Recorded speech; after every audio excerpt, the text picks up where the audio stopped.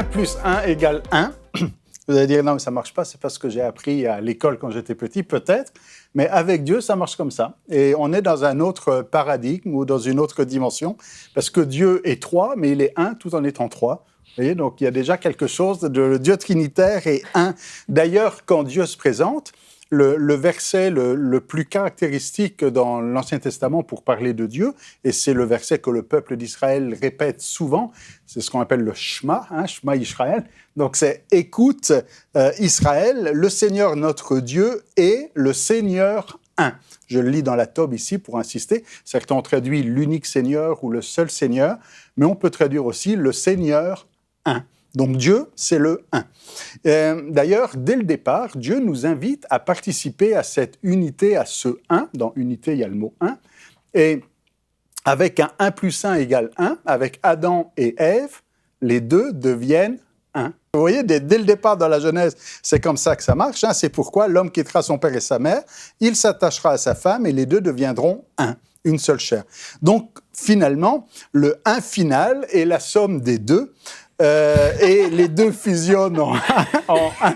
En d'autres termes, 1 plus 1, c'est pas 1 fois 1. Enfin bref, wow. Si vous m'avez suivi ou pas, je vous ai peut-être perdu, mais c'est le but un petit peu.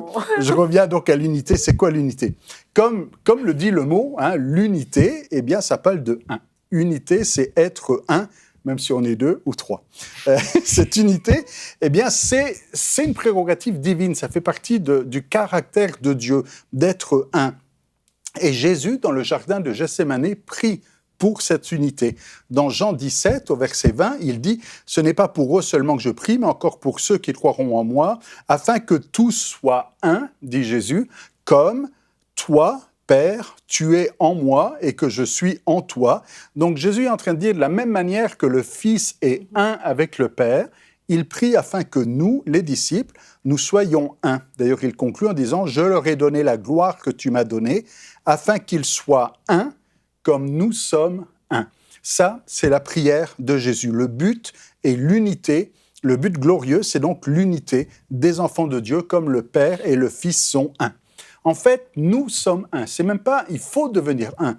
Nous le sommes déjà.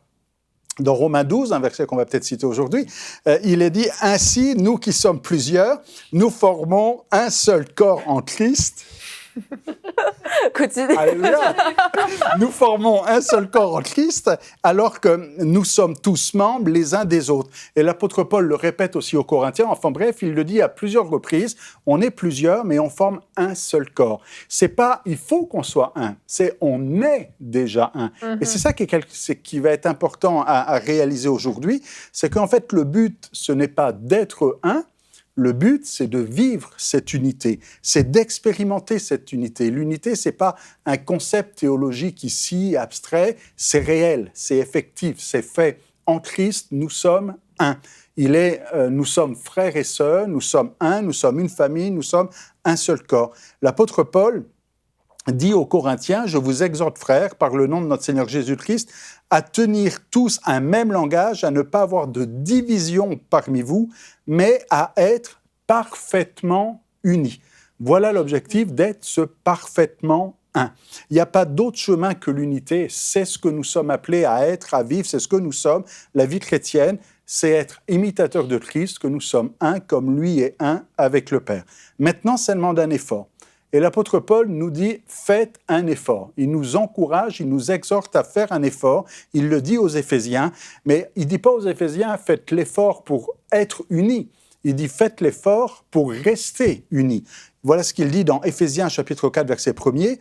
Il dit « Je vous exhorte donc, moi, le prisonnier dans le Seigneur, à marcher d'une manière digne de la vocation qui vous a été adressée, en toute humilité et douceur et avec patience, vous supportant les uns les autres avec amour, vous efforçant de conserver l'unité de l'esprit par le lien de la paix. » L'apôtre Paul est en train de dire « Faites tous vos efforts, efforcez-vous à garder, à conserver cette unité de l'esprit. » L'unité de l'esprit est là, mais il faut maintenant que nous en prenions soin et que nous gardions, que nous conservions cette unité et de garder en mémoire que le 1 plus 1 doit faire 1, que nous ne sommes pas appelés à être des individus pour former un groupe différent, mais nous sommes un et nous avons été un en Christ et nous devons conserver et veiller à cette unité. Alors en conclusion, puis c'est un petit peu ce que l'on veut faire aujourd'hui, Romains chapitre 14, verset 19, et je lis ça dans la Bible en français courant, « Recherchons donc ce qui contribue à la paix et nous permet de progresser ensemble dans la foi. » On doit chercher donc ce qui contribue à la paix, ce qui œuvre à la paix. Nous sommes appelés à être des ouvriers de paix, à conserver l'unité de l'esprit par le lien de la paix. Donc c'est au travers de la paix qu'on pourra demeurer, rester un en Christ. Retrouvez la suite de ce programme dans l'émission Bonjour chez vous sur ENCI TV.